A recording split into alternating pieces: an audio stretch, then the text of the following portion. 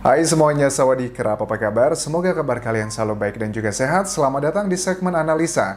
Kembali kita update mengenai kasus di Subang, Jawa Barat, sebuah pembunuhan yang menewaskan Ibu Tuti dan juga Amel di 18 Agustus 2021. Nah, di video kali ini kita akan bahas mengenai keterangan terbaru dari Dr. Hastri yang merupakan ahli otopsi dan juga beliau yang melakukan otopsi kedua di lokasi makam dari almarhumah Amel dan juga Ibu Tuti ya.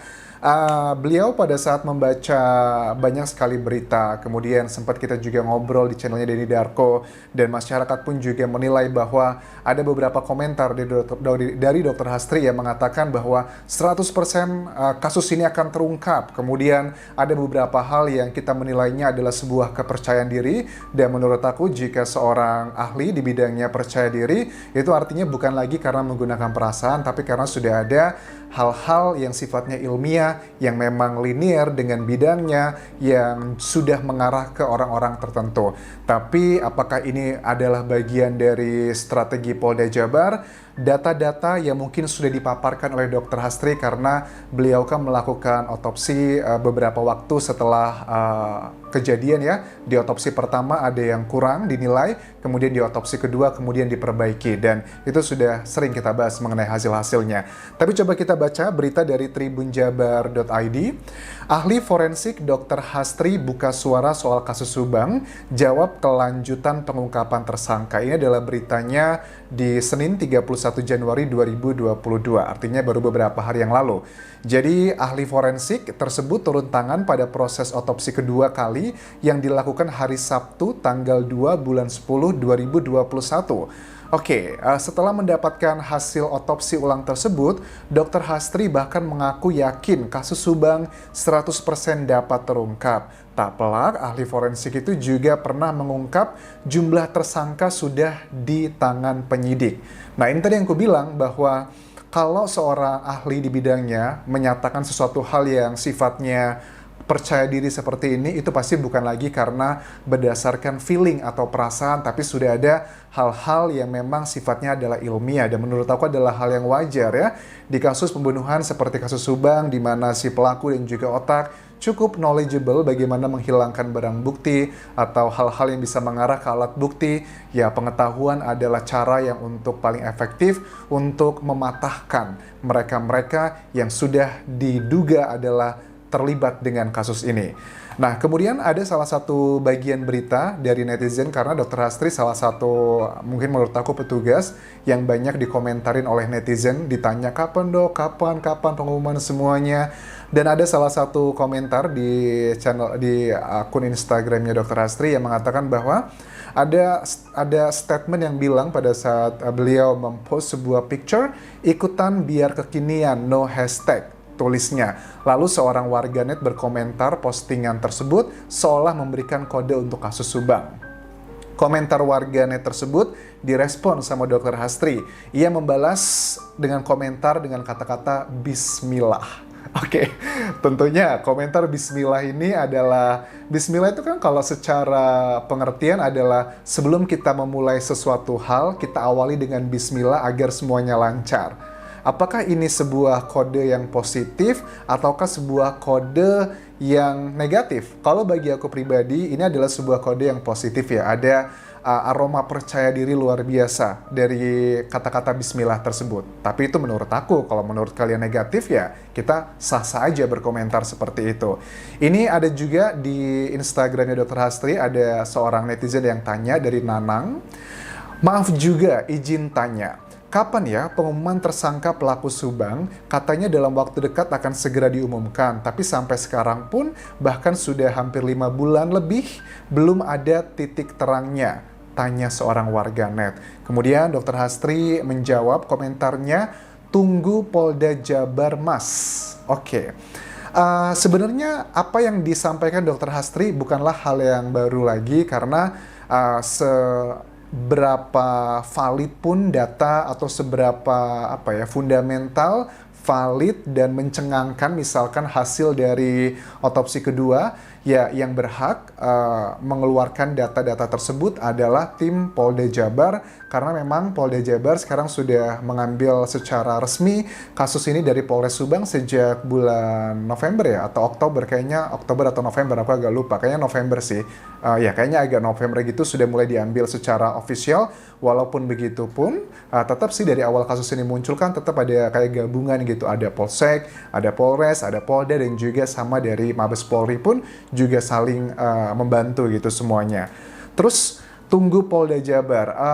Kalau menurut aku pada saat Dr. Hastri menyatakan hal ini, ya tentunya kalau dalam dalam dunia militer semuanya pasti ada ada bagian-bagiannya lah, job desk-nya masing-masing, tidak boleh melangkahi ini, tidak boleh melangkahi itu karena ada beberapa prosedural SOP seperti itu kurang lebih.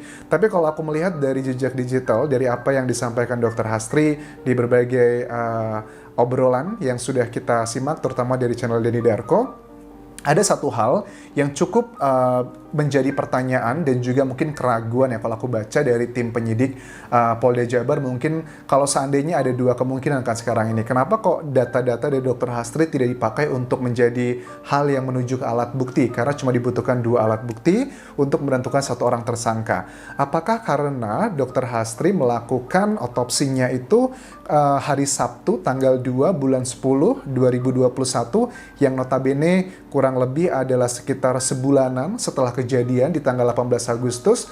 Tapi pertanyaan ini sudah aku tanyakan langsung dengan Dr. Hastri lewat channelnya Denny Darko, dan beliau mengatakan begini, kalau untuk masalah waktu yang cukup jauh jaraknya sekitar sebulanan, gak usah khawatir karena kebetulan di lokasi kejadian, di lokasi tempat pemakaman kedua korban itu tanahnya termasuk dalam kategori tanah kering, yang artinya apa? Luka-luka dan juga hal-hal yang fundamental yang memang sangat penting untuk mengetahui, intinya adalah penyebab kematian, kemudian juga hal-hal penting lainnya yang bisa menunjang penyidikan, itu ternyata masih banyak tertinggal, masih cukup banyak tertinggal di sana karena lokasi dari kuburan tersebut, makam tersebut adalah tanah yang kering. Jadi luka-luka di bagian-bagian yang penting itu ternyata masih mengering di situ. Jadi ini cukup bisa menjawab beberapa orang, nggak hanya netizen, mungkin aja dari Polda Jabar memiliki keraguan apakah ini data dari Dr. Hastri bisa valid atau enggak.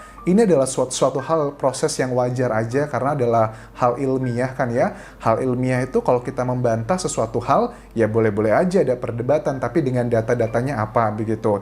Kemudian yang mencengangkan juga kalau kita lihat dari hasil otopsi yang kedua, memang belum dirilis sama Polda Jabar, tapi kita juga sudah tahu kan ya bahwa Dr. Hastri obrolannya dengan Profesor Adrianus di channelnya Universitas Indonesia, di otopsi yang kedua ada dua hal yang dilakukan beliau. Pertama adalah mengkoreksi dan kedua adalah menambahkan. Hal menambahkan tidak dikasih tahu apa aja, tapi kalau yang dikoreksi, Dr. Hastri mengatakan adalah waktu kematian memang dikoreksi, yang which is itu adalah sangat fundamental kan ya, karena itu akan berhubungan dengan alibi, dengan waktu kematian, dengan temuan-temuan di TKP, dan hal tersebut akan sangat mengarah ke para pelaku nantinya siapa aja begitu.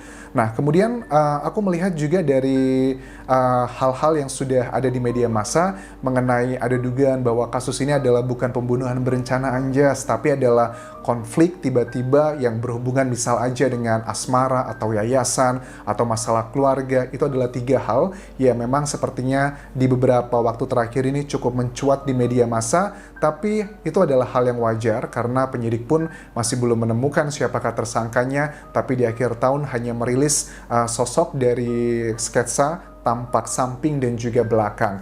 Dan kalau aku melihat secara keseluruhan sendiri, apakah Dr. Hastri yakin dengan data-data yang dia peroleh melalui otopsi kedua itu bisa merujuk ke alat bukti? Karena dari otopsi ini sebenarnya bisa mengarah ke ada 3 jenis alat bukti. Yang kan kalian tahu ada 5 jenis alat bukti. Yang pertama adalah keterangan saksi sama keterangan terdakwa. Nah, yang ketiga terakhir yakni adalah keterangan ahli, surat dan juga petunjuk. 3 bagian ini menurut aku adalah termasuk ketiga kategori yang bisa didapatkan banyak data-datanya dari hasil otopsi. Tapi kenapa Aku yakin banget pada saat Dr. Hastri setelah melakukan otopsinya di lokasi makam tersebut, pasti juga Dr. Hastri harus menyiapkan banyak sekali data-data. Mungkin kalau dalam dunia pendidikan, karena aku sebagai seorang dosen, pada saat seseorang melakukan penelitian harus kita paparkan datanya. Misalkan temuannya apa? A, temuannya B, temuannya C, dan disupport dengan hal-hal yang memberatkan, misalnya karena jarak otopsinya Dr. Hastri yang kedua itu sekitar sebulanan dari waktu kejadian.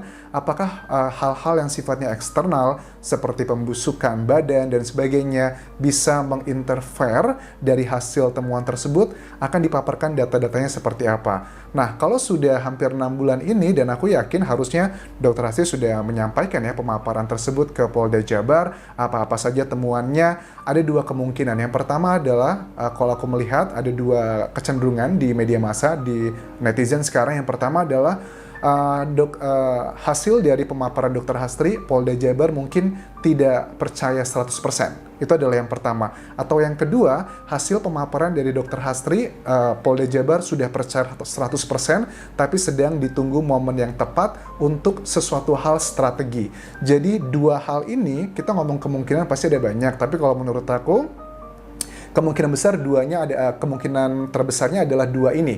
Yang pertama, kalau seandainya memang hasil pemaparan dari Dr. Hastri tidak begitu valid misalkan karena ada faktor-faktor yang aku sebutkan tadi.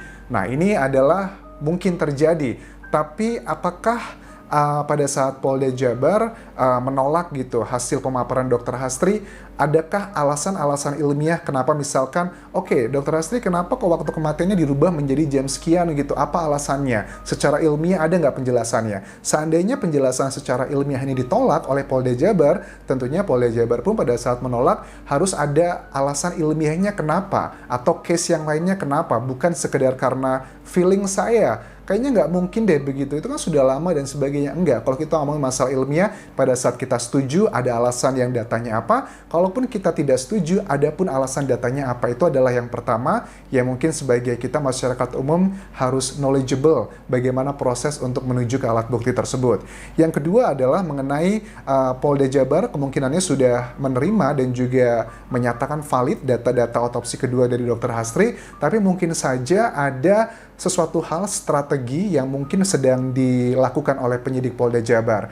Kalau aku menebak sih, karena ini adalah kemungkinan analisa kan ya. Apakah mungkin karena masih ada beberapa 1, 2, 3 jejak di lokasi kejadian yang masih belum diidentifikasi itu milik siapa, dan kemungkinan orang-orang tersebut adalah yang terlibat juga di kasus ini, karena mungkin saja yang baru ketahuan adalah beberapa orang saja, tapi sebenarnya ada banyak orang yang terlibat dalam kasus ini. Takutnya kalau diungkapkan sekarang orang-orang tersebut, justru yang lain-lainnya juga yang terlibat itu tidak akan tertangkap. Ini adalah hal yang kemungkinan juga terjadi di kasus ini. Tapi sekali lagi, aku disclaimer bahwa ini adalah beberapa hal yang memang tersebar di sosial media, kita sudah membahasnya, tapi coba kita analisanya menggunakan pikiran secara logika, bukan tentang apa hasilnya, tapi tentang kenapa, bagaimana proses menuju statement A dan juga statement B. Dan kita lihat nanti apakah Dr. Hastri kepercayaan dirinya yang kita bisa tangkap di sejumlah postingan. Aku juga masih ingat banget waktu pertama kali Dr. Hastri itu datang ke lokasi kejadian, kemudian memposting video beliau di lokasi makam sedang melakukan otopsi dan mengatakan pasti terungkap begitu. Sebuah statement yang optimis itu pada saat hari pertama pada saat beliau di lokasi kejadian. Dan berikutnya juga pada saat kita ngobrol pun di channelnya Denny Darko, ada beberapa hal yang memang aku melihat beliau cukup yakin karena ada beberapa hal ilmiah yang cukup menguatkan untuk menuju ke alat bukti untuk menentukan siapakah tersangkanya.